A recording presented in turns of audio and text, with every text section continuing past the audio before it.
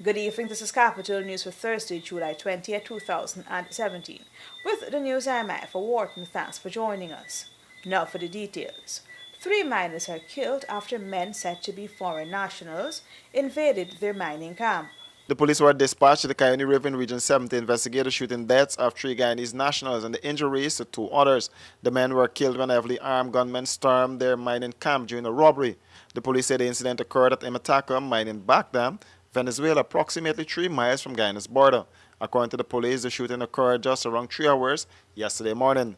The dead were identified as Voroni Doxy, said to be 55 years old, Colon Solomon, 23 years old, and Samuel Moses, 19 years old. All are from Port Kaituma. Vernon's sister Claire Richards told reporters that her nephews brought the dead men out of the backdam by way of ATV to Port Kaituma. The woman said there are conflicting reports about where the shooting occurred, but she was told by her relatives that the men were working at a mining camp at Lima, some 5 hours away from Five Star, which is on Guyana's shores. It's tough on us, but we're gonna pull through. We have to pull through. I mean, it wouldn't have taken the army an hour to fly in a troop of armies to patrol the borderline and to keep people safe. I mean, it's Guyana shore. You know, the Venezuelans can't just come over, take what they want, do what they want, and go back and think it's okay. Because had the army been there from the past 5 days, 3 days, 4 days, I think this situation wouldn't have occurred. There have been reports over the past 5 days that masked gunmen speaking a foreign language are robbing miners of their gold and cash.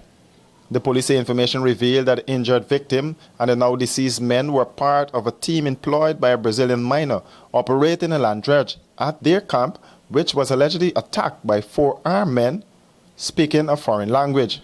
The police say the men were shooting indiscriminately, resulting in the death of 3, while Joel Payton was injured and several co-workers fled into the bushes. Payton is one of the injured, and he was rushed to the Georgian Public Hospital this morning.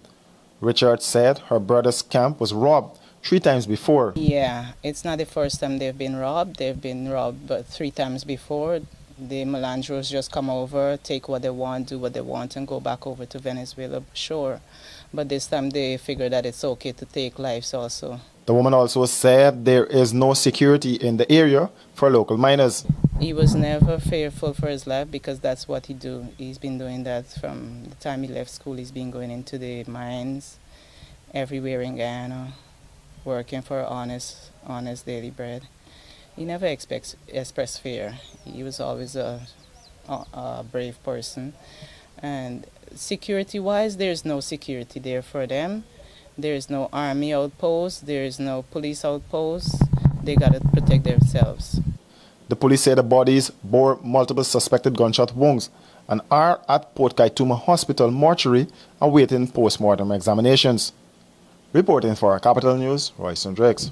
Meanwhile, Minister of State Joseph Harmon at today's post-cabinet press briefing said the long arm of the law reaches every corner of this country, and wherever incidents of crime occur, the police and law enforcement officers will go after those criminals. The minister was commenting on the killing of those miners. What I can assure you is that our police force will take every possible step to investigate and bring to justice those persons who are involved. There were credible reports of these gangs. In fact, there were reports of the Venezuelan military going after these gangs that were operating on that side of the border. What we don't have is any definitive information that the robberies which are taking place of the mining camps were done by Venezuelan gangs. But if in fact that is so,